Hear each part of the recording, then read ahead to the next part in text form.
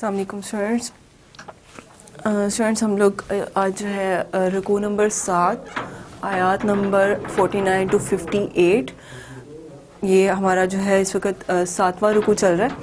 اس کی جو ہے ایکسرسائز سولو کریں گے. جو انگلش پیٹرن ہے اس میں اس کا رکوع کا نمبر جو ہے وہ 8 دیا ہوا ہے. ہم لوگوں نے اس کی لیکچرز پڑھے ہوئے ہم نے اس کے، ٹھیک ہے. اب ہم اس کی ایکسرسائز جو ہے وہ سولو کریں گے. پہلے جو ہے سٹارٹ میں جو ہے اس کے الفاظ اور ان کے میننگس دیے ہوئے ہیں. دیکھتے ہیں جی. سب سے پہلا غرہ، غرہ خبط میں ڈال دینا، مغرور بنا دیا کہ آپ کو جو ہے وہ غرور میں مبتلا کر دیا. غرہ میننگس ہے جی اس کا.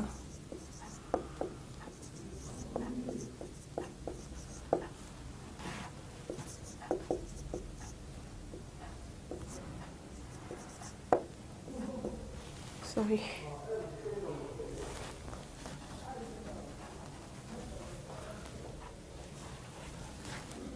مغرور بنا دیا. یہ اس کی دو میننگ ہیں، ٹھیک ہے جی. نیکسٹ ہے جی عذاب الحریق، جلنے کا عذاب یا آگ کا عذاب. عذاب الحریق، عذاب حریق یعنی آگ کا. عذاب الحریق.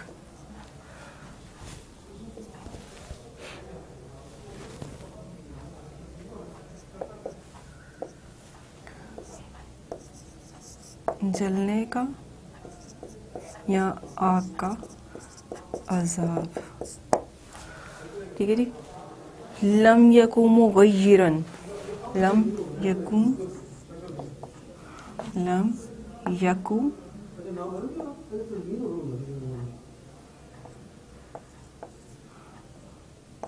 مغیرن،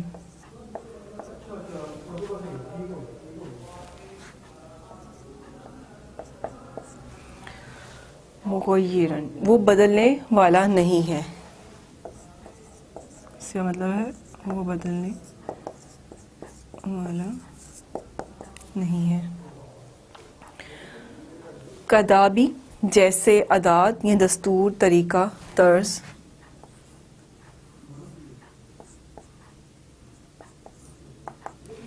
کدابی اس کو جیسے عادات، دستور، طریقہ، اس کا جو میننگس ہے.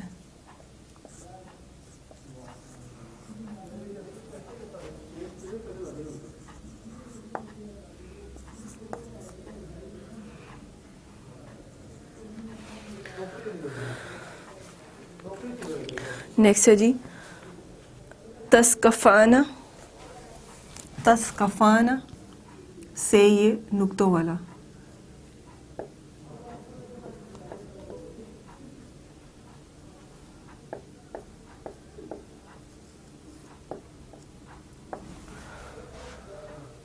تسکفانہ کیا میننگ ہے جی اس کا؟ تم پاؤ گے یا تم پاؤ.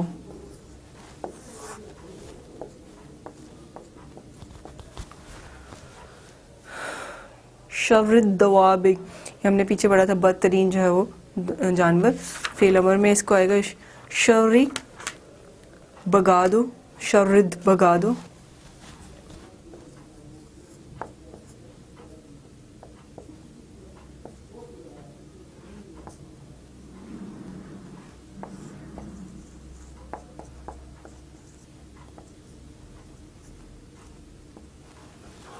ٹھیک ہے جی، بھگا دو.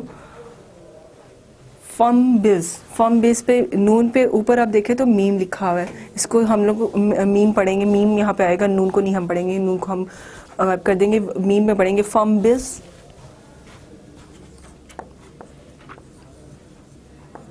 یہ اس طرح سے میم ہے اس کے اوپر. فم بز، ٹھیک ہے جی. پس پھینک دو، یہ فعل امر میں ہے.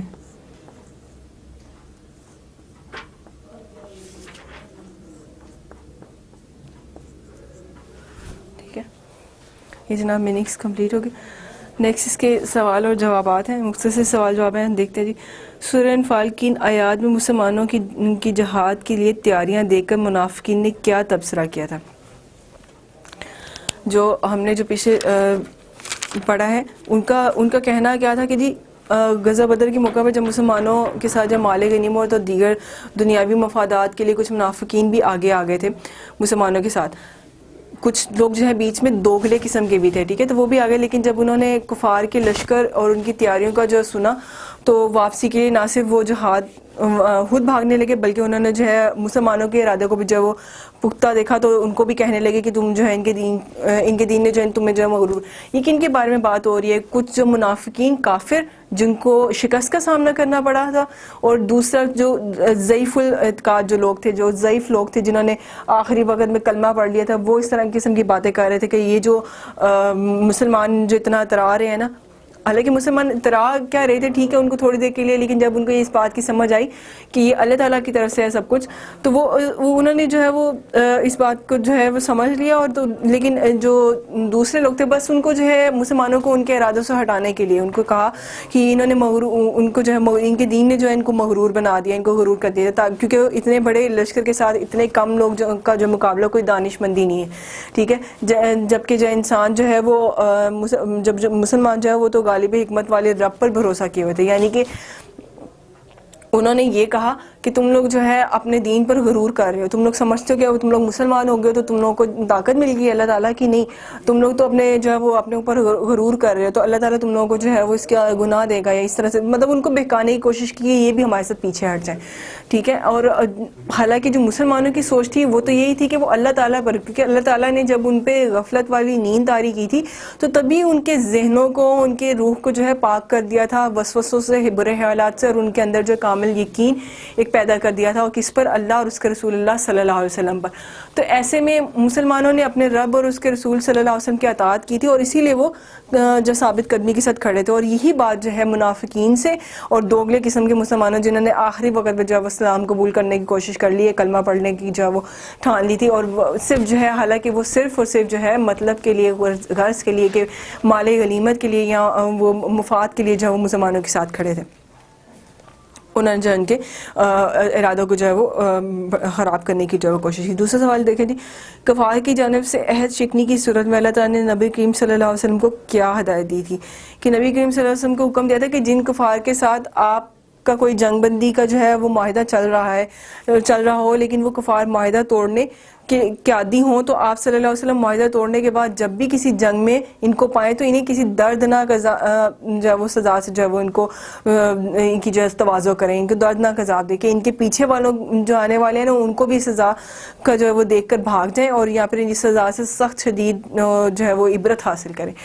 یہ کیوں کہا گیا؟ کیونکہ جو لوگ جو ہے مسلمانوں کے ساتھ جو ہے وہ دوگلا رویہ رکھتے تھے، اور کبھی وہ کہتے تھے کہ ہم تو ایمان لے آئے ہیں، اور کبھی وہ جو یہ کہتے تھے کہ ہم کافروں کی مدد نہیں کریں گے، ہم مسلمانوں کو جو ہے مسلمانوں کا ساتھ دیں گے، اللہ اور اس کے نبی کا ساتھ دیں گے، ہم تو اللہ سے ڈرتے ہیں، ہم ٹھیک ہے اگر ہم ایمان نہیں لاتے لیکن ہم کافروں کا ساتھ نہیں. لیکن وہ اپنی ان باتوں سے پھر جاتے تھے اور کیا کرتے تھے؟ کافروں کا بھی ساتھ دیتے تھے، ان کو مال بھی دیتے تھے، ان کو جو ہے جنگ کے آثار ان کے لیے پورے مہیا کرتے تھے، اور جنگ میں بھی ان کے ساتھ جو ہے وہ مل کر چھپ کر جو ہے وہ مسلمانوں پر وار کرنے کی کوشش کرتے تھے. تو ان کے بارے میں اللہ تعالیٰ نے جو نبی پاک صلی اللہ علیہ وسلم سے کہا تھا کہ اگر تم ان کو جنگ میں پاؤ تو ان کو کبھی مت بخشو، بول کے ان کو عبرت ناک سزا دو کہ ان کے پیچھے آنے والے بھی جو ان کے ساتھی ہیں وہ بھی جو ہے بھاگ جائیں، یا تو پھر جو ہے وہ عبرت حاصل کریں، یا پھر جو ہے وہ ڈر کر بھاگ جائیں.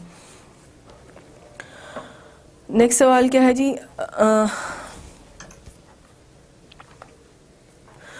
اس سبق میں فرعون اور آل فرعون کی ہلاکت اور بربادی کے کیا اسباب بیان کیے ہیں؟ فرعون اور آل فرعون ظالم تھے کیونکہ انہوں نے اللہ تعالیٰ کی آیات کا انکار کیا تھا اور آیات الہی کو جھٹلایا تھا، تو رب تعالیٰ نے ان کی گناہوں کو جو ہے اس کے سبب انہیں ہلاک کر دیا، انہیں ہلاک کیا. بلکہ جب حضرت موسیٰ علیہ السلام اور آپ کی قوم کا پیچھا کیا تو تو جس پانی میں حضرت موسیٰ علیہ السلام اور آپ کی قوم کے لیے راستہ بنایا گیا تھا، اس پانی میں فرعون اور آل فرعون کو جو ہے غرق کر دیا گیا تھا. جب انہوں نے دیکھا تھا کہ جب اللہ تعالیٰ نے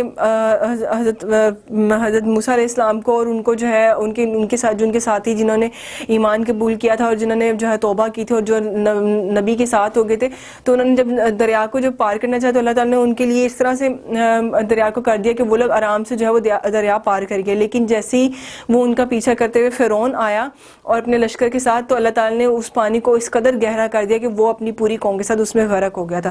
تو یہ ان کے بربادی کے اسباب یہاں پر یہ بیان کیے گئے تھے. نیکسٹ آیات کا مفہوم ہے وَلَوْ تَرَىٰ إِذْ يَتَوَفَّى الَّذِينَ كَفَرُوا الْمَلَائِكَةُ يَضْرِبُونَ وُجُوهَهُمْ وَأَدْبَارَهُمْ وَذُوقُوا عَذَابَ الْحَرِيقِ.